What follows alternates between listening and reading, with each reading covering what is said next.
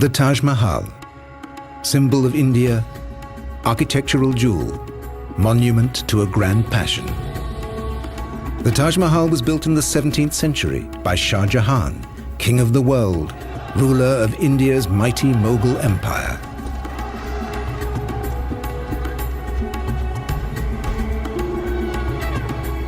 This great warrior king gave the world an architectural masterpiece of a kind it had never seen before. This is how it came to be made.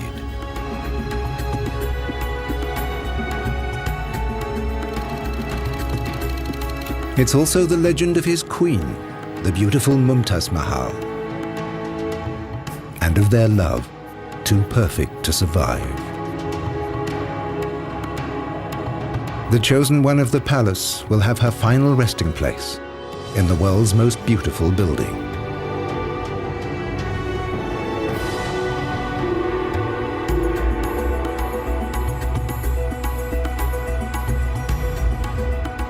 But the magnificent chambers of the Taj Mahal hide a secret.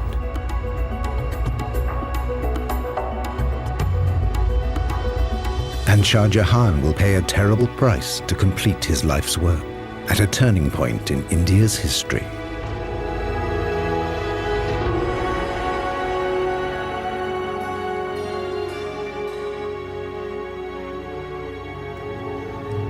Today, the Taj Mahal is one of the world's greatest tourist attractions. Every year, more than 3 million people come to see humanity's loveliest building with their own eyes. But for the Indian nation, the Taj Mahal is much more than an architectural masterpiece. This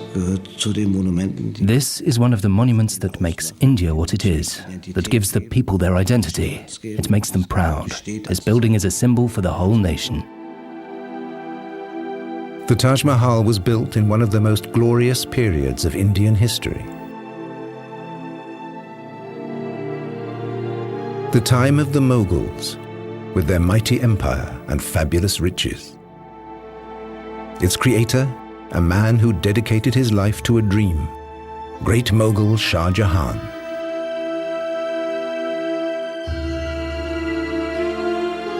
The building that emerged from his plans perfectly combines grace and scale, power and beauty. The Taj Mahal, crown of the palace. The inner sanctum of the Taj is a tomb for Taj Mahal, the love of Shah Jahan's life. In her memory, the great Mughal created this eternal love poem in stone. The building of the Taj commenced in 1632. An army of elephants began dragging construction materials to the Mughal capital.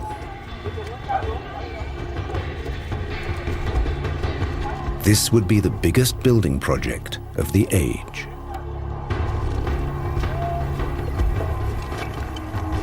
In a few short years, the shell of the Taj Mahal was complete, ready to be clad in flawless marble at colossal expense.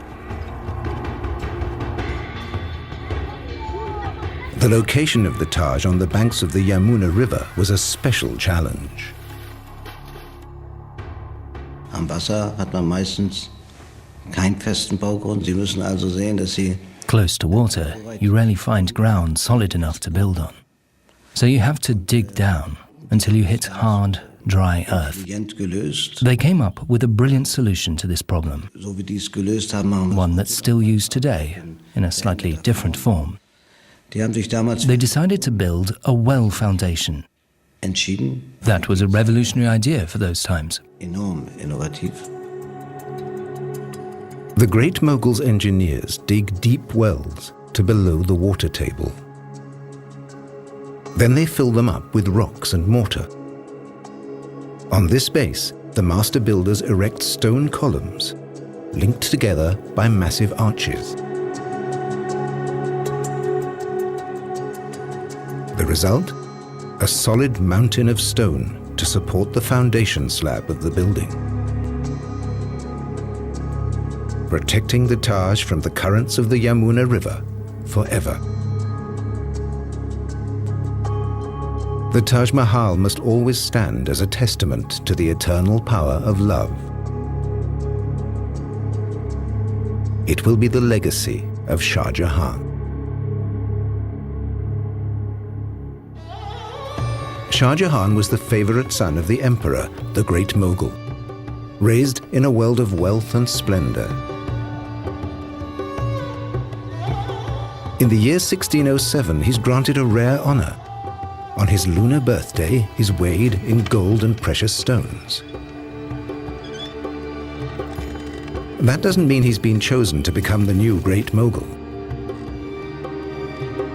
But there are high hopes for this young prince.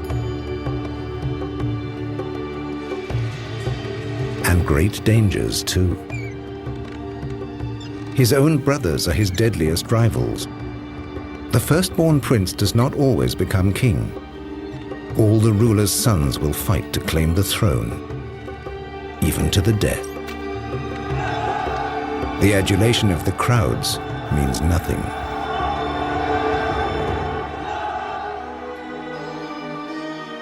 The court chronicles will be our guide to Shah Jahan's life, to its triumphs and disasters.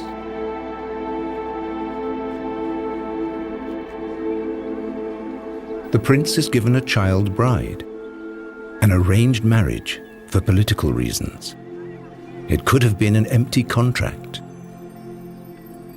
But this love will last for eternity.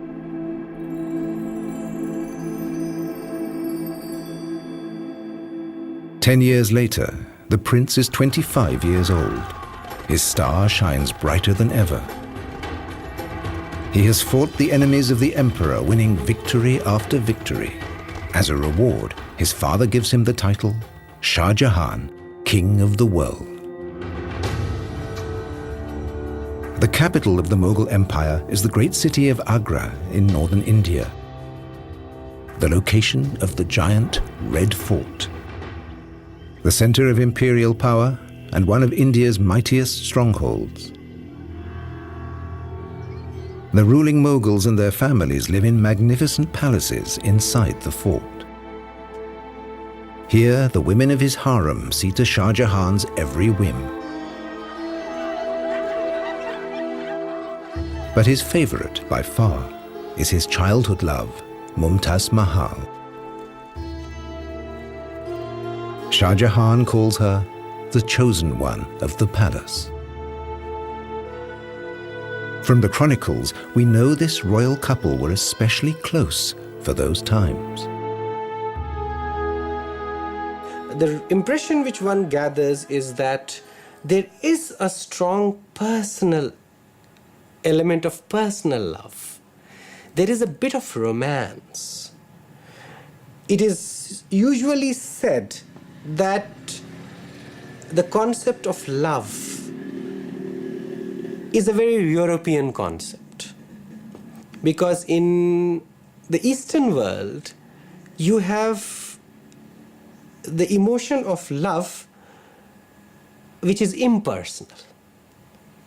Love for deities, love for idols, love for father, love for institutions, love for religion, spiritual love, but not romantic love. But Shah Jahan's memorial to Mumtaz Mahal is the world's most exquisite symbol of romantic love. Every day, countless visitors are enthralled by the Taj Mahal, partly because its Mughal architects used some remarkable optical tricks. The first view of the monument is framed by the main gate. As the visitor moves closer, the Taj Mahal seems to get smaller.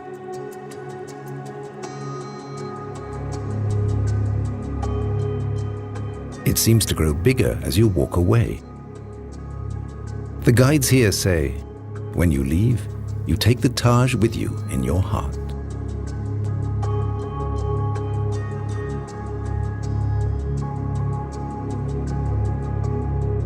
An optical trick went into the building of the minarets too.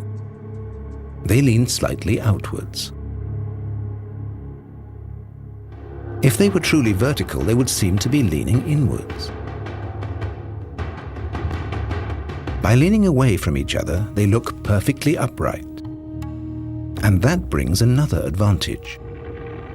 In an earthquake, the minarets would collapse outwards, sparing the Taj and its mighty dome.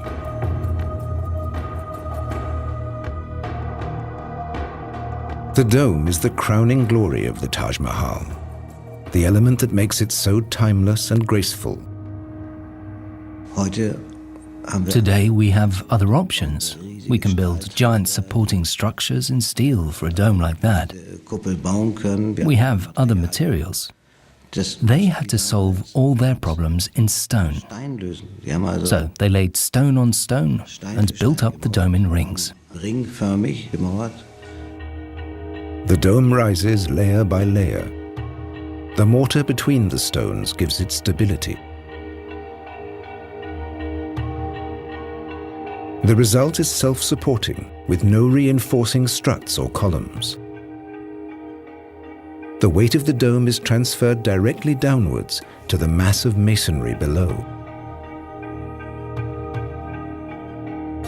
The dome is more than 40 meters high and 4 meters thick, yet it seems to float over the marble facade, a miracle of stress calculation still admired by engineers. For over 350 years, this dome has been the ultimate expression of Mughal architecture. 1621. The Mughal Empire is at a turning point. The Emperor, Shah Jahan's father, is desperately ill. His sons are gathering in the shadow of the throne, ready to fill the vacuum of power.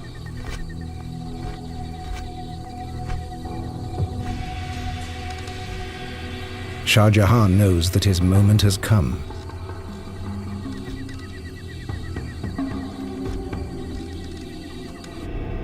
Nothing will stop him in his lust for absolute power. No means are ruled out, not even poison.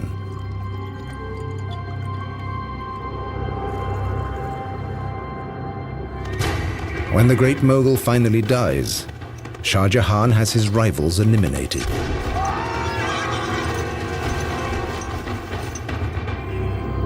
Brotherly love means nothing when the prize is so great. There was a notion of family and there was a notion of affection, but this feeling receded into the background. And then that particular vision of acquiring power for yourself and to rule the country or empire as you see fit becomes the rationale behind all the violence that is perpetrated. With his rivals gone, Shah Jahan seizes the throne. He's crowned emperor in 1628 in the Red Fort in Agra.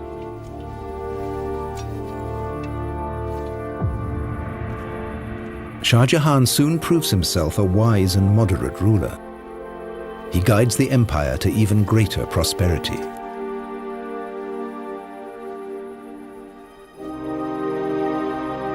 Mumtaz Mahal stays in the background, but she's one of the Shah's most important advisors.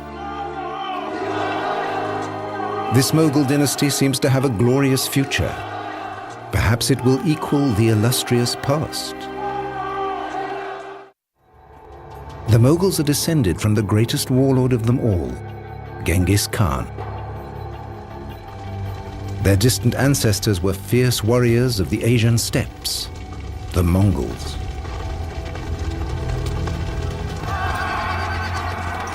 A mere 100 years before Shah Jahan's rise to power, the Mughals swept down from the north onto the plains of India.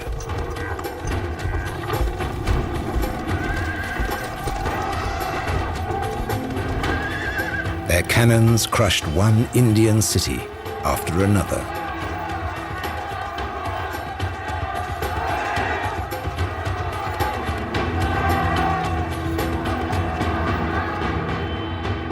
By the time of Shah Jahan, the Mughals control most of India.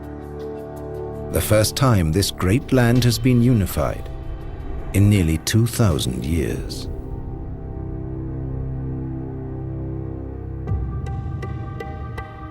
The Mughal rulers bring their faith with them, Islam.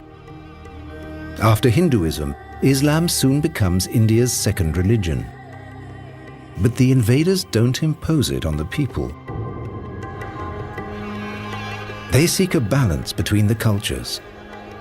The Mughal lords proclaim religious tolerance. More than 100 million people now see business and industry, science and art flourish. Artists at court portray their rulers as godlike beings.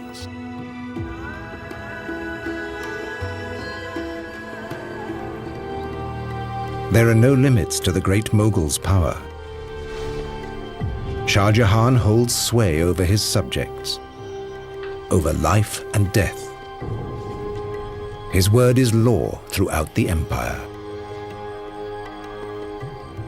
This just ruler leads the country to prosperity and stability. The court chronicle records that Shah Jahan brings the people abundant joy and happiness. Under Shah Jahan, Mughal rule in India reaches its dazzling zenith. But now, his greatest legacy, the Taj Mahal, symbol of the Indian nation, is under threat. This has been a high security zone since 2006. After bomb threats from terrorists and religious fundamentalists, it's guarded round the clock.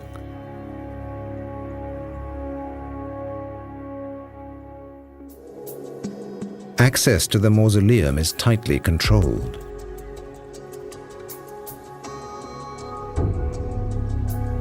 Filming of the magnificent interior is forbidden. No one knows how long the Taj will need this kind of protection.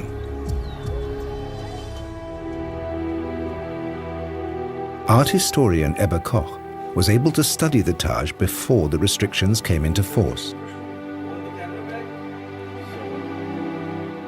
She is the international expert on the building and its history.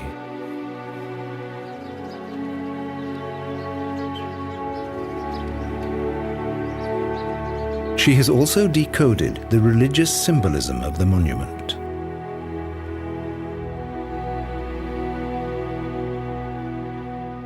Der Taj Mahal ist eine architektonische Verkörperung von The Taj Mahal is the architectural embodiment of this life and of the next, according to Islamic belief. The ground plan shows this duality.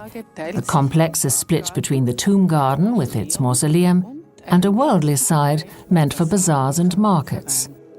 Das Interessante ist nun, What's interesting is that the worldly side is the mirror image of the mausoleum side. genau nachbildet. The connecting square with the great main gate marks the transition to the tomb garden and opens up the view to the mausoleum. Den Blick auf das Mausoleum.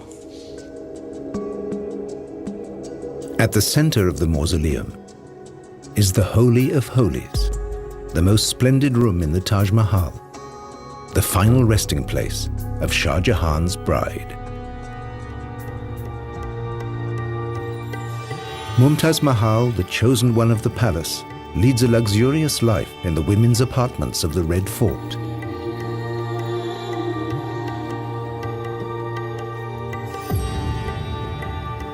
Poets admire her grace and charm. Even the moon, they say, hides from her beauty in shame. The First Lady of the Empire is fabulously wealthy. She has huge resources. She was the highest recipient of money in the entire harem, being the chief queen or the most beloved queen of the emperor, because payments in the harem were graded. We have very interesting accounts of graded payments from a very huge amount to a very small amount. And on top of this, there were gifts, very, very exquisite, expensive gifts on various occasions. The riches of the Mughal dynasty are legendary. Both men and women wear jewelry. For the men, it's a sign of nobility. And they give precious jewels to their favorites in the harem.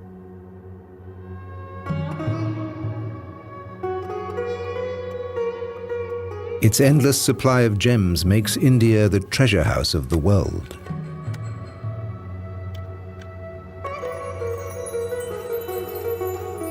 In the Mughal Empire, the Indian art of jewelry reaches its peak. Precious stones decorate statues, furniture, weapons, and fabrics. Even today, works by Mughal craftsmen command the highest prices.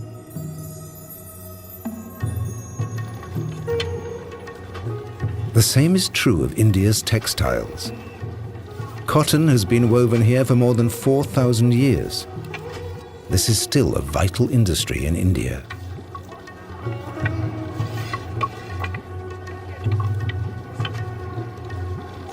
Under the Mughals, India became the world's leading exporter of precious fabrics.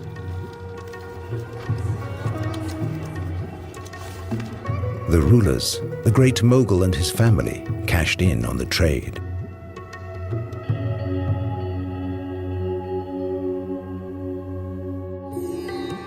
Shah Jahan has a special duty to his dynasty: to produce heirs. His wives in the harem bear him children.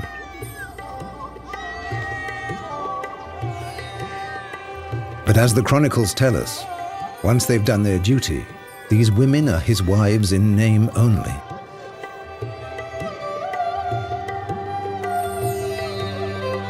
Shah Jahan's harem may once have been a love nest. Soon it comes to resemble a nursery. The harem is not an informal, entirely informal space. It's a space with a certain protocol. It is a space with a certain hierarchy. It is a space with a whole set of rules and regulations.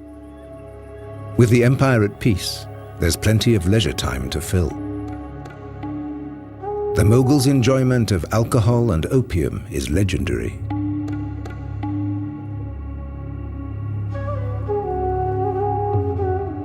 Shah Jahan and Mumtaz Mahal are together every possible moment, as the chronicles record. The mutual affection and harmony between the two had reached a degree never seen between a husband and a wife among the classes of rulers or among the other people. The Imperial Chronicle describes their life at court. The intimacy, deep affection, attention and favor which His Majesty had for the chosen one of the palace exceeded by 1,000 times what he felt for any other. For Shah Jahan, the happiness of Mumtaz Mahal is paramount. If you look at the wardrobe of the emperor, if you look at his private chambers, if you look at the shelf which displays all the perfumes, ointments, oil, and a whole range of aphrodisiacs, then you would perhaps know that there is a lot of interest to develop into good lovers, to acquire emotions or to release emotions in a way that would revitalize them or rejuvenate them.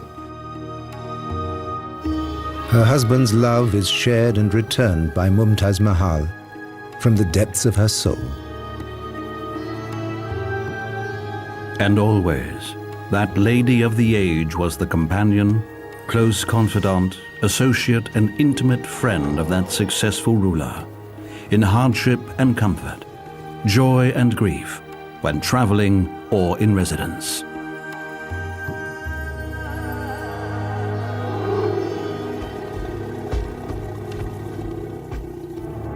Fortune smiles on the king of the world, but not for long.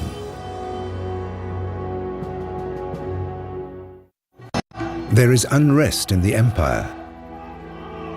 In 1629, reports reach Agra of another uprising. A distant province has rebelled against the empire again. This means war. Shah Jahan mobilizes his army. He will crush opposition with brute force.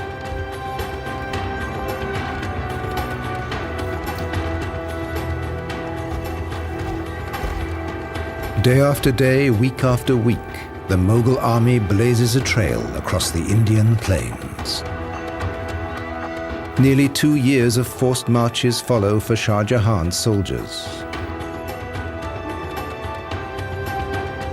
But nothing will tear Mumtaz Mahal from her husband's side.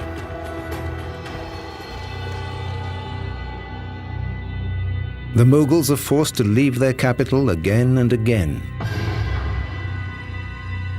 to crush rebellions in the Deccan region. The campaign seems to have no end.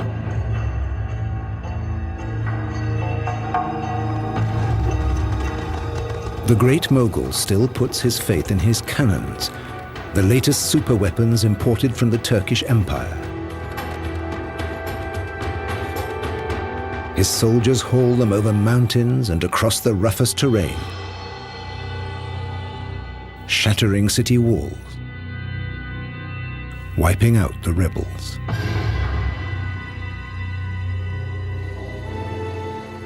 But his string of victories is interrupted by tragedy.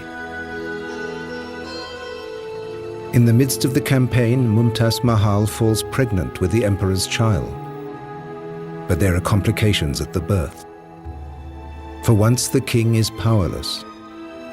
As his bride weakens, the great Mughal can do nothing but pray.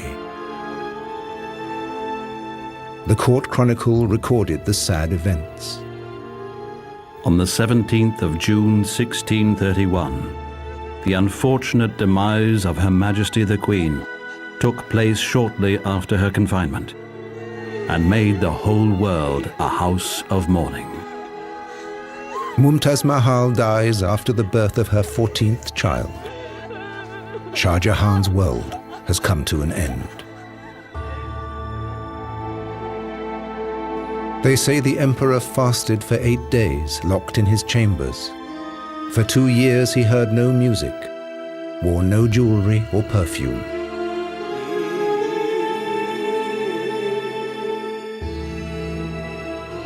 His hair and beard had turned grey. He looked older, much, much older than what he looked when he went into confinement or statutory mourning. So surely this must have had a deep impact on him.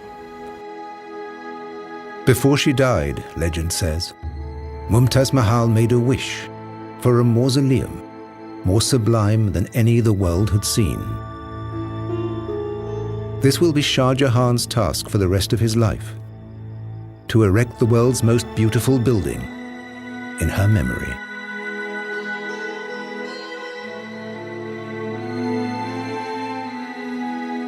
The Taj Mahal stands in a long tradition of fabulous memorials in India. Shah Jahan's predecessors had constructed many gorgeous mausoleums.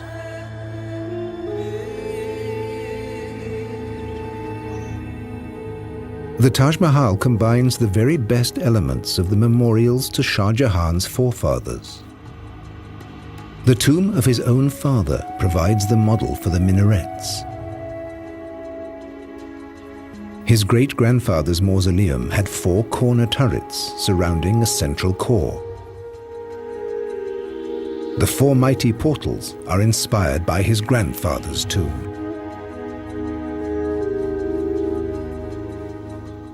And Shah Jahan took the form of the Great Dome from the memorial to a famous ancestor.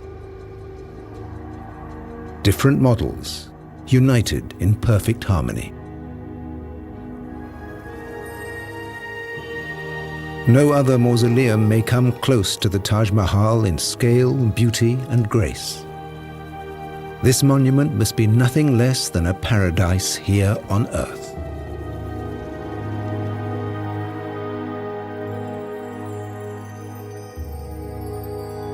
Symbolism carved in stone and marble.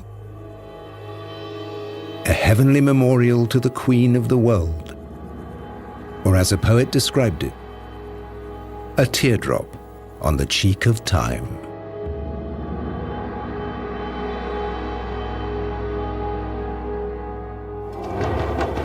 In 1632, just 6 months after Mumtaz Mahal's death, work begins on the Taj Mahal. It will be the greatest building project of the age. Some say that over 20,000 workers slaved on the building. A court chronicler captures the scene. And from all sides of the imperial territories were assembled troop after troop of skilled men, stonecutters, inlayers, and those who do carving in relief, each one an expert in his craft, who began work together with the other laborers. Millions of bricks are baked on the spot for the shell of the building. The Taj rises at record speed. But progress comes at a price. Day by day, this gigantic construction is draining the imperial treasury.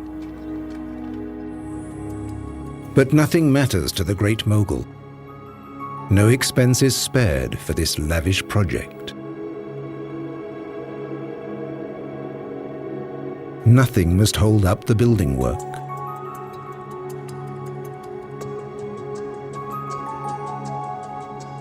Even if the people suffer terribly for the emperor's devotion.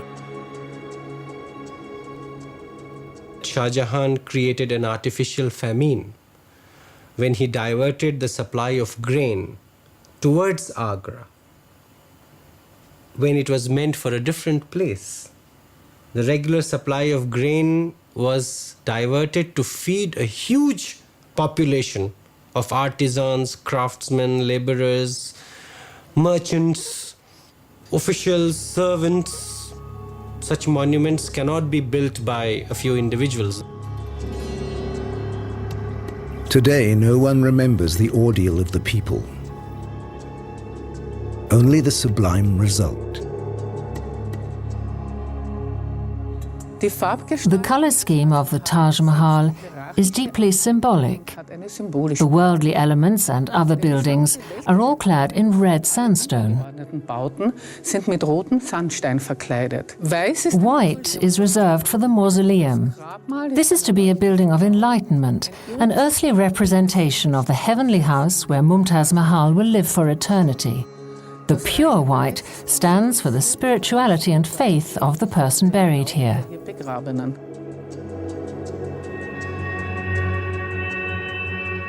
The white marble for the Taj Mahal comes from quarries at Makrana in Rajasthan, still in use today.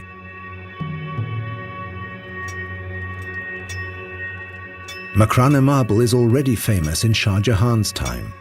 Hard, yet easy to work. It's prized for its fine detail and high polish. The great mogul has reserved Makrana marble for imperial buildings.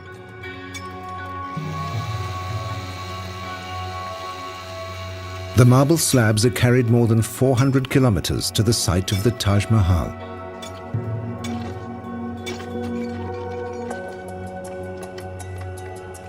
Construction consumes colossal amounts of this fabulous stone. With the skeleton of the building complete, the bricks disappear forever beneath the pure white facade. It's this smooth, glowing stone that gives the Taj Mahal its unique impact.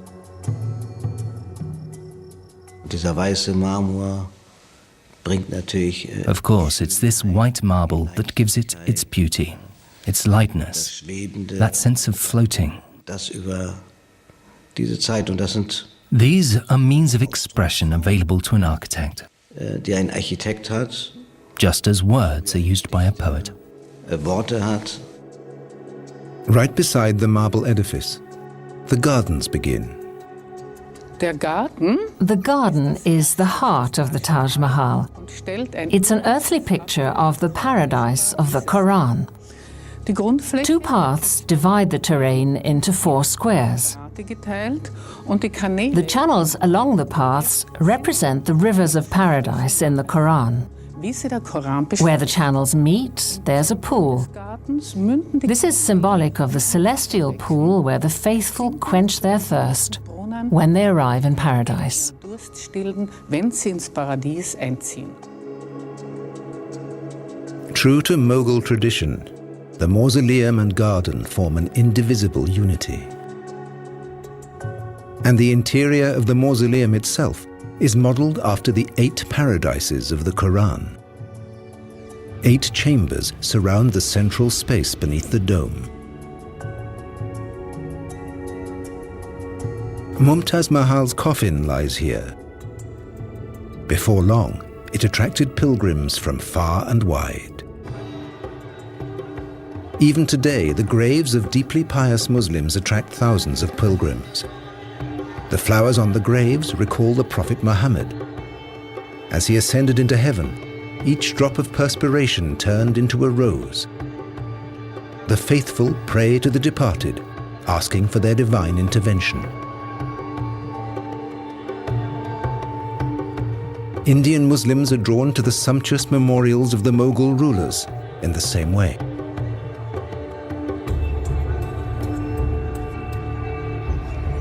Orthodox Islam has no time for the worship of saints. But here in India, it's widely seen.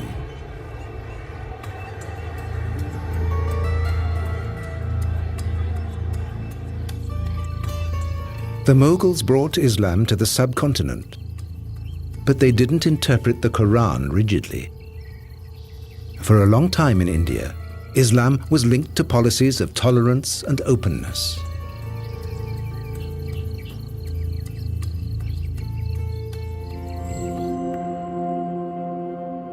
Under Shah Jahan, that tolerance and openness reaches far beyond India's borders.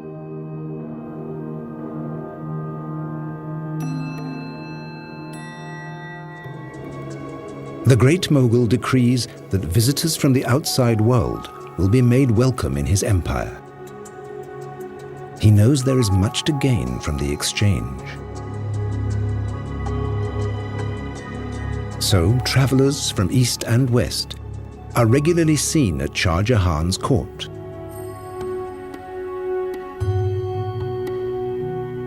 Europeans can easily be spotted by their exotic headgear.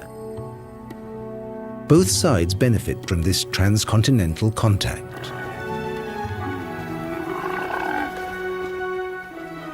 The Europeans are drawn by the precious fabrics, spices, and gemstones. European merchants pay with silver and bring new ideas to the Mughal Empire.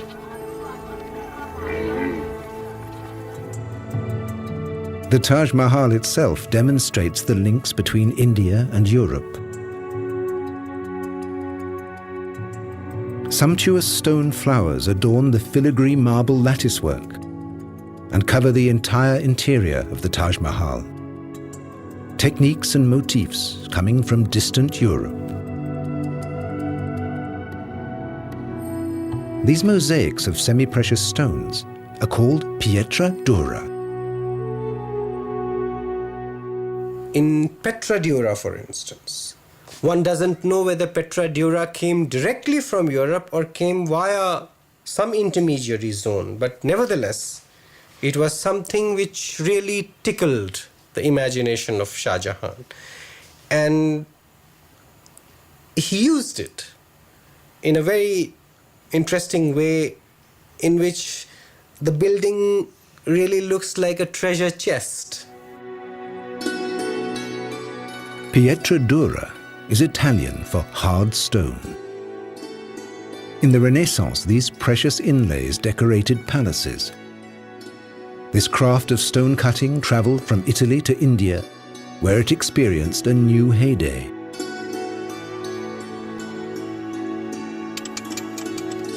In the Pietra Dura workshops of India, the techniques haven't changed in hundreds of years. Many families have been doing this for 17 or 18 generations. These are the direct descendants of the craftsmen who worked on the Taj Mahal.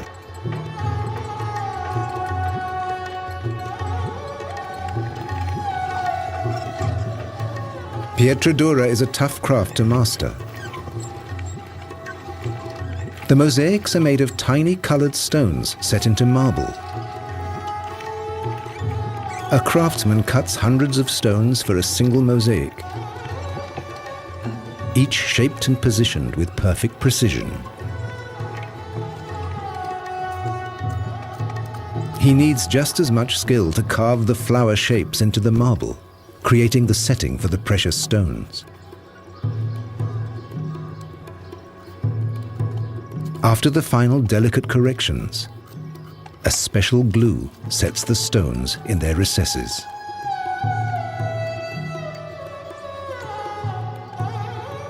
Painting in stone is one of the glories of Indian craftsmanship. But no chronicles record the names of the artists who decorated the Taj Mahal. One thing we tend to forget is the hard labor, sweat, suffering of artisans and ordinary craftsmen. Nobody knows anything about them. So the monument is a testimony as much to their existence and the skill which they possessed as it is of Shah Jahan's aesthetic embellishment. Through their work, the men who made the Taj Mahal live on.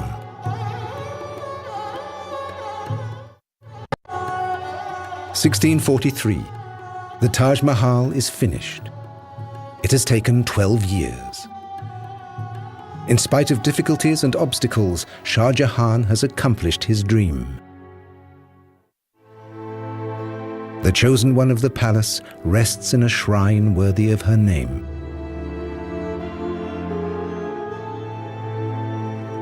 A building more sublime than any conceived or carved by human hand. On the anniversaries of her death, Shah Jahan visits Mumtaz Mahal's tomb. The king of the world travels the Yamuna River to the shrine of the Taj Mahal to remember his great love.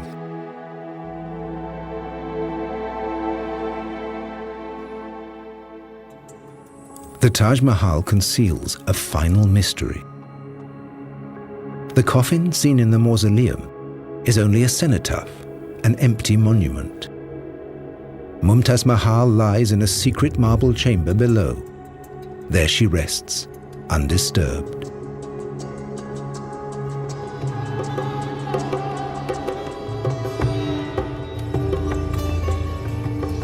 After finishing the Taj Mahal, Shah Jahan rules these lands for 20 more years. But his reign will see an inglorious end.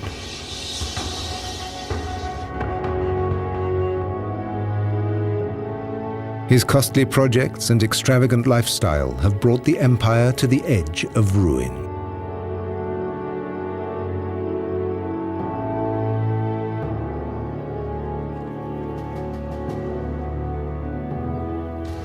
In 1658, the king of the world is toppled from the throne, deposed by his and Mumtaz's own son to save the empire from his extravagance.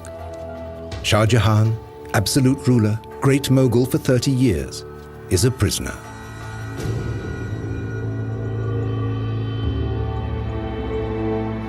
He's held captive in the Red Fort. He will never leave it again. In the evening, a servant reads him stories of the heroic deeds of his youth, epics of bravery and power, struggle and triumph. A long, long time ago.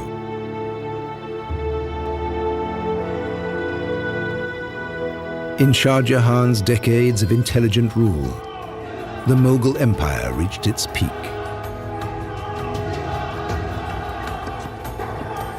No one succeeded in challenging his infinite power.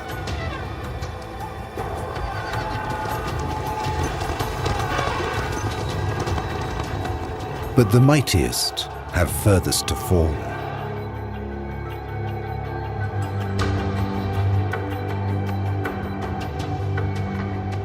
Just one comfort remains to Shah Jahan. In the distance, from his prison window, he can see the gleaming monument of his beloved. He cannot forget his passion for the chosen one of the palace. Their happiness was mortal. Their love was for eternity.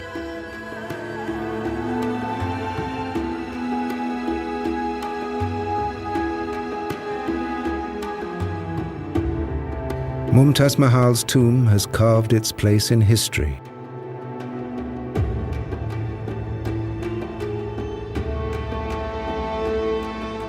Shah Jahan will also find his last resting place here. In 1666, at the age of 74, Shah Jahan dies. His chronicle ends with the words, "The king of the world has died." The body was taken by river to the magnificent tomb of the late Queen Mumtaz Mahal. Shah Jahan is reunited with his chosen one of the palace. Their legacy will make them immortal. The most perfect building in the world.